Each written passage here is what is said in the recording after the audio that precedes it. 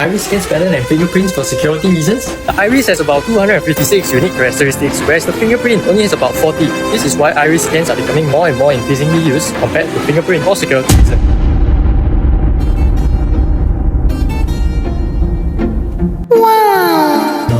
Kakamus kaibigan, for today's video ay pupunta tayo sa may Iris Scan World App. Nakapag-book na nga tayo ng schedule natin kaibigan. Ilang days din ako nag-abang para makapag-book.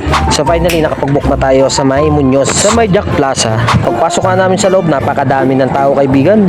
Ang tanong, safe ba to? So nagkaroon kami ng konting orientation. 50 minutes lang kaibigan para matapos to. Pagkatapos nga namin matapos sa orientation, pumunta na nga ako sa may orb at nagpalis ka ng mata. Ang dami nagtatanong sa akin kaibigan, legit ba or fake? Para sa akin kaibigan, legit na legit to. Ang tanong, nagkakapera ba? Yes kaibigan, yung world coin ay yung papalit mo sa peso. Tapos ililipat mo sa GCash. Kung isa ka sa membro ng World Lab, mag-comment ka sa baba kung ano na experience mo. I'm not a robot. Isa na nga akong identify na hindi AI. Kami na kasing scammer ngayon kaibigan, pwede gamitin yung identify mo. Isang dahilan bakit ako pumasok sa World App. Hindi lang sa pera kaibigan, kundi sa seguridad ko.